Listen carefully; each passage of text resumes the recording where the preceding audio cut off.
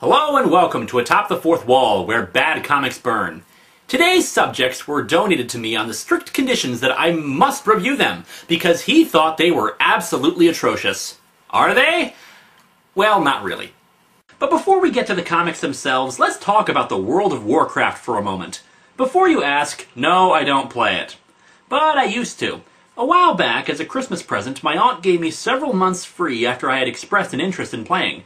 It was an alright game, though it took me forever to get my damn horse, which is all I really wanted since traveling was slow. And don't get me wrong, we wouldn't be here if these comics didn't suck in some fashion.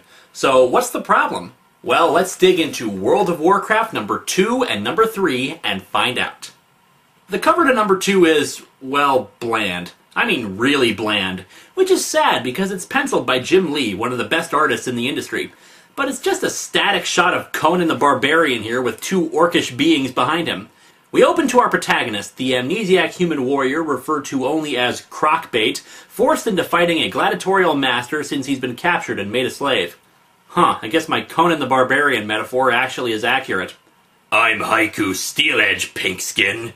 Oh boy, let's jump right into it, shall we? First of all, who the hell just shouts their name in the middle of Linkara? Of a fight? Secondly, Pinkskin? What are you, Andorians from Star Trek Enterprise now? The Pinkskins. Answer me, Pinkskin! Pinkskin. We're gonna see an elf in a second who's got pinker skin than the human. What the hell do they call her? Hot pink skin with a touch of auburn? Thirdly, Haiku Steeledge? Haiku Steeledge. My name is Haiku. Steeledge is my family name. Springtime comes and goes. I hear you don't even know your own name. But what's puzzling him is the nature of his game. Conan is able to whack the orcs across the face before quipping, I just hope he can spell yours. Y-O-U-R-S? Why would he need to spell... Oh, you cut me in half. Ah! We now meet our other main characters, Valeera the Blood Elf and Brawl the Night Elf. Valeera comments, Wicked! Wicked? Apparently 80s slang has infected the world of Warcraft. They talk for a bit about how Rhaegar, their master, sicked Haiku on them to force them to expect the unexpected. Yes, that seems like a wise tactic. Potentially wound your source of profit. I see why Rhaegar makes the big bucks.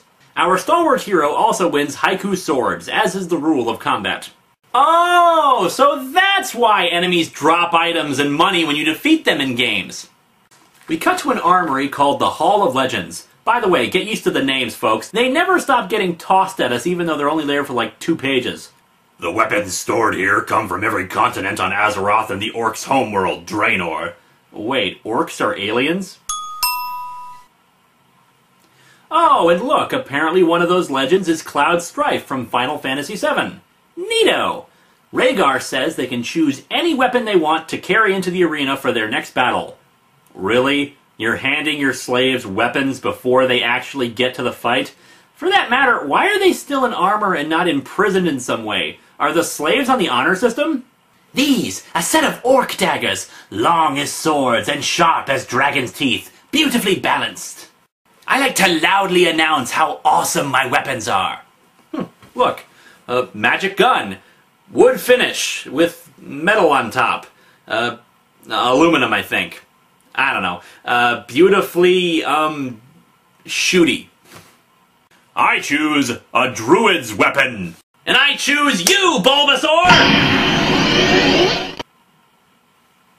Holy crap, this thing actually works!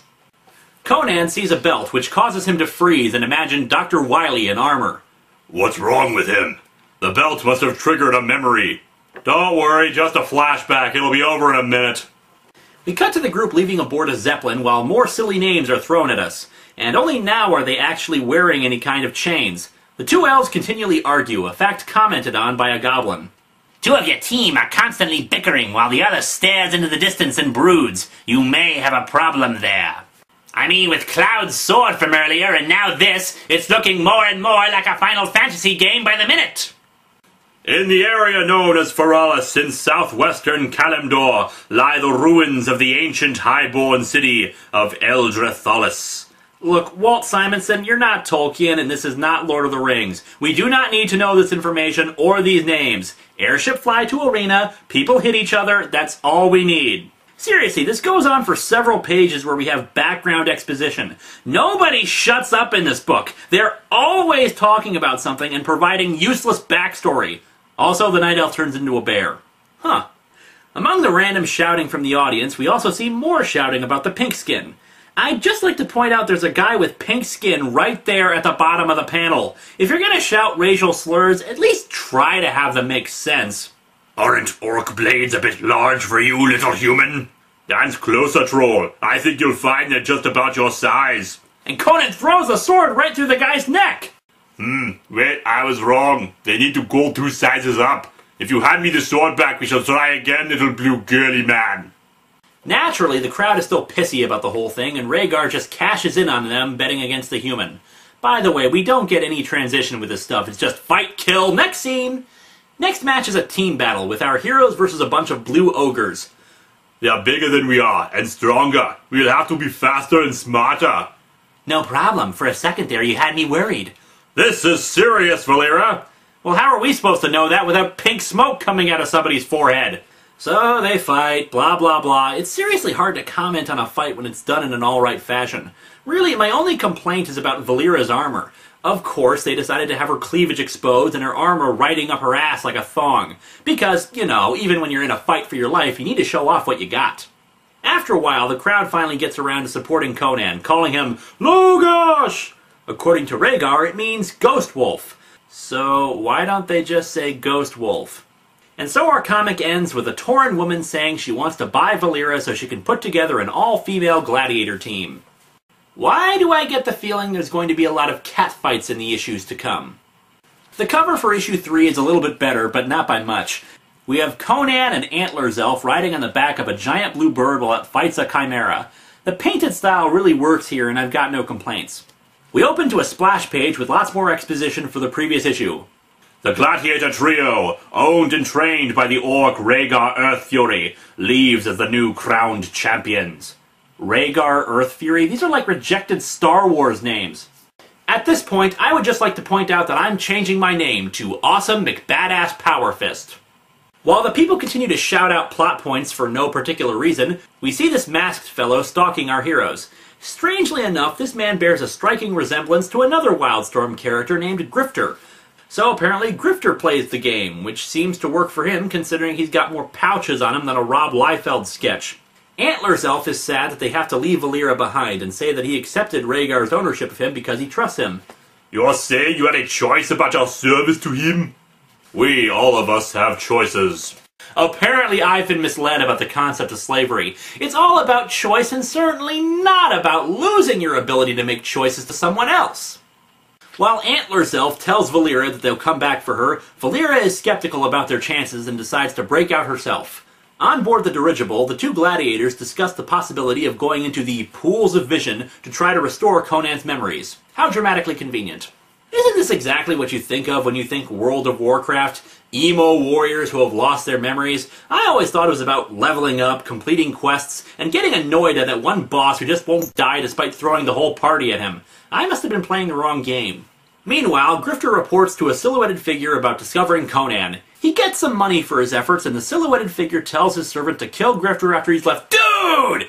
Okay, seriously, man, you live in a world with magicians and sorcerers. They can do something about that face. In central Kalimdor, on the northwestern plains of Mulgore, lies the Tauren capital, Thunder Bluff, led by the mighty Chief Karn of the Bloodhoof clan. Get on with it. Yes, get on with it! So yeah, more exposition about scenes we saw not 2 pages ago as Rhaegar arrives to buy a Tauren for his gladiator team. He also requests to have the gladiators go into the little memory pools, although why the hell he cares is anyone's guess.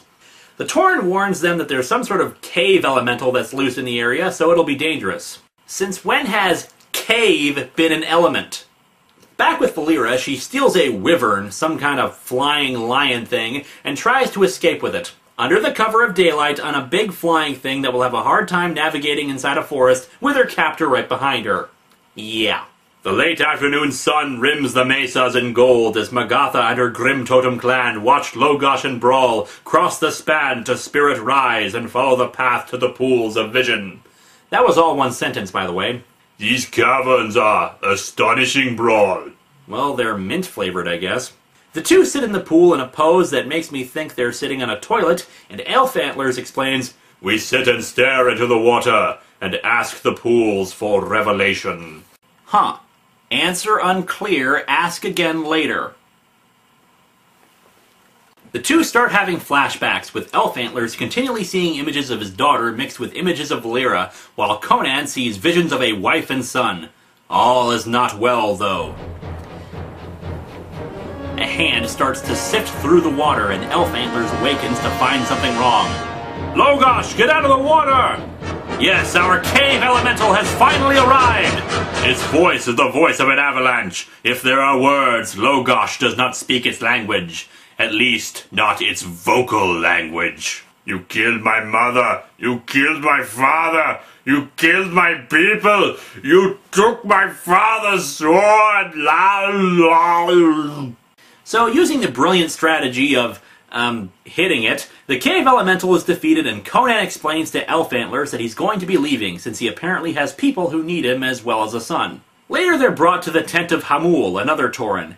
There he explains the legend of the ghost wolf that Conan is apparently named after. It of course takes a full page to explain it, so I'll just sum it up.